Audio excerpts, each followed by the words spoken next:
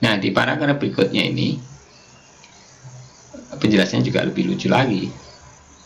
Jadi mungkin tidak semua saya jelaskan ya. Intinya dia, the minute people find out that I taught a calculus class, ya begitu orang arti bebasnya melihat saya mengajar kalkulus, dia compelled to describe, dia terpaksa mencoba berpikir-pikir in great detail, sangat detail, exactly how they did in high class math. Bagaimana dulu dia matematika di SMA-nya, kok bisa ngajar kalkulus itu, ya. What subject they top out in, subjek apa yang dia bisa lewati top out in, and why they feel the calculus is the embodiment of evil, dan mengapa mereka merasa bahwa kalkulus adalah sesuatu yang mengerikan gitu. Ya seperti itu. Dan sebagian besar orang adalah my barbers, dia tukang rambut saya, tukang cukur rambut saya, that I can explain why, tapi saya tidak bisa menjelaskan kenapa. All of my friendly folk at the hair country have come to know me as a strange balding man with arcane and baffling mathematical knowledge. Ya, semua orang, semua friendly folk, orang-orang yang ramah, orang-orang yang baik gitu ya, di hair country, di tempat potongan, have come to know, mereka pengen tahu saya as a strange balding, seperti orang asing botak, balding man, ya kan, balding man dengan pemikiran yang aneh gitu loh, baffling mathematical knowledge gitu, ya kan, baffling dengan pemikiran yang aneh, yang mengherankan, mengagumkan bisa, tapi mengherankan bisa. Nah, seperti itu kita kadang menganggap guru-guru kalkulus itu guru-guru yang aneh, yang aneh aja, asing, kok bisa gitu ngajar kalkulus. Tapi ya sebenarnya kalkulus gitu-gitu aja, sederhana. Ketika kita tahu konsep, insya Allah kita bisa mengikutinya dengan baik dan tidak menjadikan sesuatu yang rumit. Ada satu hal yang saya suka sampaikan kepada orang. Orang menganggap matematik itu rumit, ya kan? Orang menganggap matematik itu sulit. Hampir semua siswa di SMP, SMA, di SD juga. Saya mencoba menganalisis sebenarnya, tapi ini belum berdasarkan survei di lapangan, hanya analisis saya sederhana. Matematik diawali dengan hitungan, ya kan? Di Indonesia matematik diawali dengan hitungan. Oke, kemudian hitungan itu meningkat dari sederhana yang 1 sampai 9, di mana 1 sampai 4 atau 1 sampai 5 kita bisa gunakan dengan jari penjumlahannya, ya kan? Sehingga anak kecil tuh 2 ditambah 3, ya kan? Misalnya 2 tambah 3, hitung 1, 2, 3, 4, 5. Tapi begitu jarinya nggak cukup, bingung dia. Terus akhirnya dia gagal menghitung.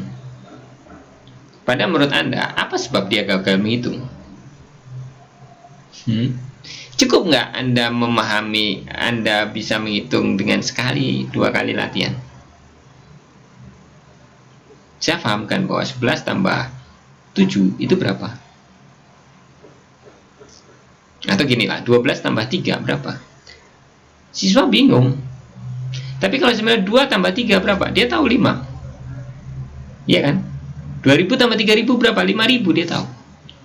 Tapi begitu 12 tambah 3 bingung, apalagi 12 tambah 2, 3. Apalagi 120 ditambah 30. Padahal angka-angkanya sama kan? 2 tambah 3 itu angkanya. Terus kenapa menjadi sulit? Karena kurang berlatih. Atau intinya apa? Kurang sering kita temui. Begitu sering kita temui, maka kita akan hafal, dan istilahnya kalau sering kita latih, kalau itu keterampilan, dan bagi saya hitungan adalah keterampilan, maka kita akan terampil. Dan ketika terampil dalam hitungan atau hitungan aritmatik, maka kita dianggap sukses matematik. Ya mungkin iya, karena kalau orang-orang yang memang beberapa orang yang cerdas itu, dia cukup beberapa kali latihan dia akan bisa. Orang yang rajin dia akan banyak latihan dan dia bisa.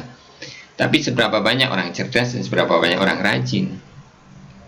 Sebagian besar tidak mau latihan dan ya memang biasa aja, tidak cerdas-cerdas amat, sehingga dia benci matematik karena sebenarnya dia di awal tidak banyak latihan.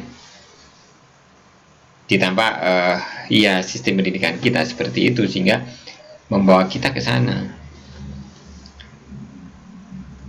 Itu di luar sisi logika. Padahal mungkin dia, kalau dia terampil di berhitung, atau dia menganggap perhitungan hanya bagian dari matematik dan selebihnya adalah logika dan konsep atau logika, maka dia akan menerima matematik dengan senang hati dan matematik semuanya hitungan. Tidak semuanya hitungan. Seperti kita kalkulus juga akan banyak sekali hitungan. Iya. Apalagi nanti kita kalkulus 3, itu banyak sekali hitungannya.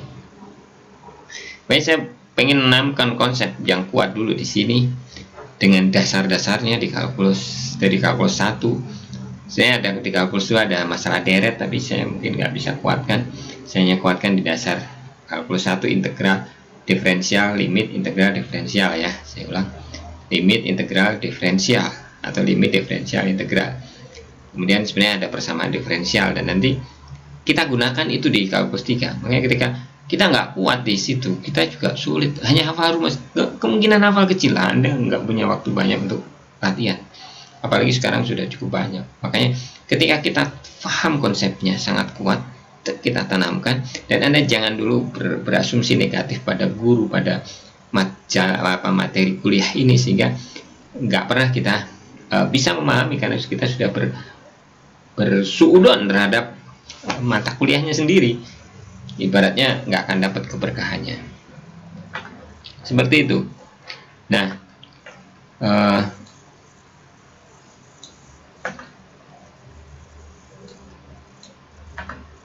the most obvious surrounding calculus are unjustified. Semua kekhawatiran kalkulus itu nggak terdefinisi dengan jelas sebenarnya, ya kan? Nggak terdefinisi dengan jelas, unjustified. Tidak ada apa, batasnya apa itu. Calculus is step up from high school algebra, no more. Kalkulus ada langkah lanjutan dari aljabar di high school, di SMA. Tidak lebih dari itu. Dia sebenarnya semuanya hitungan-hitungan aljabar, dimana nanti akan kita banyak gunakan kasusnya adalah geometri. Apakah semuanya kasus geometri? Tidak. Kalkulus tidak hanya di kasus geometri, nanti di ekonomi ya kita gambarkan visualisasinya geometri semua, di termodinamika, di fisika, dan banyak lagi kita akan jumpai di arus elektronik. Itu kalkulus nanti ngitungnya semuanya. Following a straightforward list of the step, mengikuti langkah berikutnya dari langkahnya, just like you do with most algebra problem. Hanya seperti Anda menyelesaikan masalah-masalah aljabar. Solve the majority of calculus problem, menyelesaikan sebagian utama dari masalah kalkulus. Jadi masalah kalkulus adalah masalah aljabar sebenarnya. Don't get me wrong, jangan buat kita khawatir. Dan buat saya, kalkulus is not always easy, tapi kalkulus juga tidak semuanya mudah gitu loh. Tapi dia benar, dia next step dari aljabar. Iya. Dan problem kalkulus adalah problem aljabar. Tapi gitu loh, kalkulus memang tidak mudah karena kompleks gitu loh. Makanya kita pahami dari sisi konsep.